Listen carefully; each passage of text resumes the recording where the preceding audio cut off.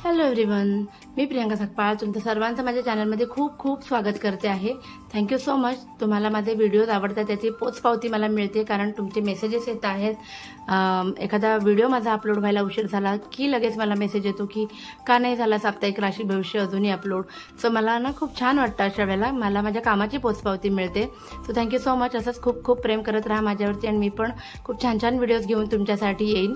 तुम्हाला काय ऐकायला आवडेल ते सुद्धा तुम्ही मला कमेंट्समध्ये सांगा, आपण त्याच्यावरती सुद्धा व्हिडिओ बनवूया। सो सुरुवात करूया आपण। आज आपण बघतोय मीन राशीसाठी ऑक्टोबर 2025 हा महिना कसा असणार आहे।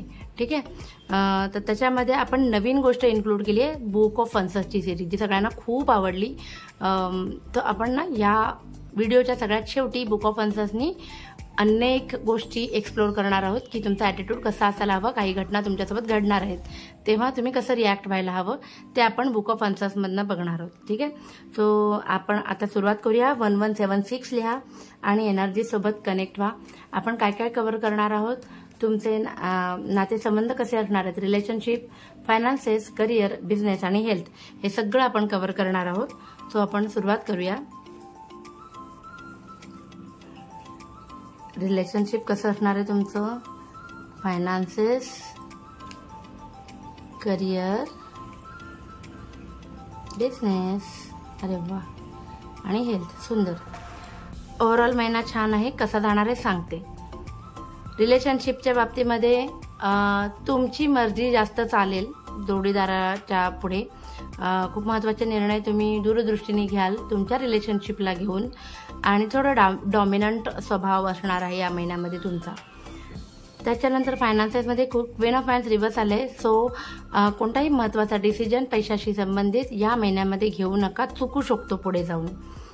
त्यानंतर आपल्याला आलेलं आहे करिअरच्या बाबतीत वेटिंगचं कार्ड। तुम्ही एखाद्या ठिकाणी अप्लाय केलं असेल तर तिथून प्रतिसाद यायला थोडा उशीर होईल, कॅन्सल होईल असं नाही म्हणत आहे मी, उशीर होईल। ठीक आहे, बिझनेसमध्ये छान कार्ड आलेलं आहे, स्टॅबिलिटीचं कार्ड आलं आहे। तर तुमचा बिझनेस नव्याने सुरू केला असेल आणि हे कार्ड जर तुम्हाला ऑक्टोबर महिन्यामध्ये आलं आहे तर ह्या महिन्यापासून तुमच्या बिझनेसला एक चांगला जम बसणार आहे।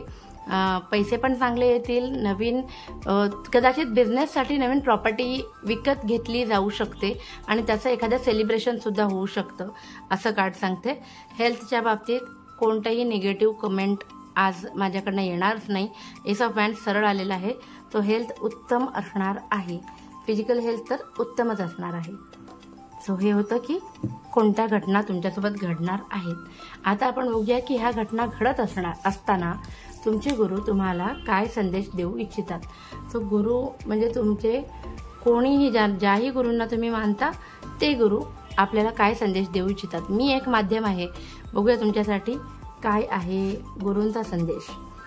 हो, removing hurdles, Baba will remove the hurdle and make your path sooner. मीन राशीच्या लोकांच्या काही गोष्टींना ना अडथळे येत असतील गेल्या काही काळापासून। सो ह्या महिन्यामध्ये ऑक्टोबरमध्ये जे तुम्ही इच्छा केली होती ना त्याच्यामध्ये जे काही अडथळे, ते संपूर्ण अडथळे तुमचे गुरु तुमच्या मार्गातून काढून टाकणार आहेत। Very nice. आणि look within, God is within you in your heart and mind. So तुझं आहे तुझं पाशी परी तू जागा चुकलासी, असं आहे ना, तसं झालेलं आहे। सो तुम्ही जे बाहेर शोधताय ते तुमच्या अंतःकरणातच आहे। तुमची इंट्युशन पॉवर यूज करा जेव्हा कधी तुम्हाला गरज लागेल तेव्हा, आणि तुम्हाला त्याची उत्तरं सुद्धा मिळत जातील असं सांगते कार्ड। नाव आपण बघणार आहोत आपलं एंजल कार्ड्स। एंजल कार्ड्स आपल्याला काय सांगतात, 3 प्रकारे आपण एंजल कार्डची मदत घेणार आहोत। एक आहे की या महिन्यामध्ये ऑक्टोबर 2025 मीन राशीसाठी एंजल कार्डचा ॲडवाईस काय आहे। एंजल कार्डचा ॲडवाईस आहे की पीसफुल रिझोल्युशन। कदाचित कुठेतरी कुणासोबत तरी वाद होणार असतील तेव्हा ही एक गोष्ट लक्षात ठेवायची, एंजल्सने आपल्याला सांगितले अरेला कार्य करायचं नाही, शांततेत प्रकरण मिटवायचं आहे। आता दुसरा प्रश्न, तुमच्या मनात जोही प्रश्न असेल ज्याचं उत्तर कधी केव्हा याचं उत्तर येईल असा कोणताही प्रश्न तुम्ही विचारा। टाइम रिलेटेड, टाइम, वेळ, दिवस, महिने रिलेटेड। वेट आलेला आहे। सो काही गोष्टींमध्ये घाई गडबड करू नका। बघा, फायनान्सच्या बाबतीत पण मी म्हटलं होतं की महत्त्वाचे डिसिजन घेऊ नका। वेटचं कार्ड इथे सुद्धा आले। सो पैशाशी संबंधित कोणतं कार्ड हे घेऊ नका, किंवा तुमच्या मनात जो प्रश्न विचारला होता त्याच्यासाठी सुद्धा आत्ता अधीर होऊ नका. ती गोष्ट घडायला थोडासा कमी ना पण वेळ लागणार आहे, योग्य वेळी गोष्टी घडतील. आणि येस नो मध्ये आपण जो काही क्वेश्चन तुमचा होता त्याचं उत्तर आहे देअर इज समथिंग बेटर. म्हणजे ज्या गोष्टीची तुम्ही अपेक्षा करताय एक तर त्याला वेट आलेलंच आहे, पण तुम्ही जर तुमचे अजून ऑप्शन्स एक्सप्लोर केलेत तर तुम्हाला याच्यापेक्षा जास्त चांगलं काहीतरी मिळणार असण्याची फार जास्त शक्यता आहे. कार्ड्स ओव्हरऑल चांगले आलेत, so I am happy for you. बघूया आपण काय आहे. बुक ऑफ आन्सर्सनी तुमच्यासाठी कसा रोडमॅप लिहून ठेवला आहे ते बघूया. सुरुवात करूया. बुक ऑफ आन्सर्सनी सीक आउट मोर ऑप्शन्स. बघा आता आपण एक कार्ड बघितलं ज्याच्यामध्ये something better is to happen आलं होतं. आता पुन्हा तेच की तुम्ही अजून जास्त ऑप्शन्स एक्सप्लोर करायला हवेत, त्यात तुमची प्रगती आहे. ऑफकोर्स प्रगती आहे, ऑफकोर्स आलेला आहे शब्द. Avoid the first solution. जेव्हा कधी तुम्ही एखाद्या तुमच्या प्रॉब्लेमचं सोल्युशन शोधत असाल आणि सगळ्यात पहिलं जे सोल्युशन येईल ना ते सोडून दुसरे बाकीचे मार्ग जे तुम्हाला समोर येत आहेत त्या मार्गावर चला.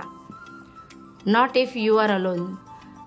तुम्ही एकटे आहात असं बिलकुल समजू नका. जसं मगाशी आलं होतं की साई आहेत आपल्यासोबत. It will cost you.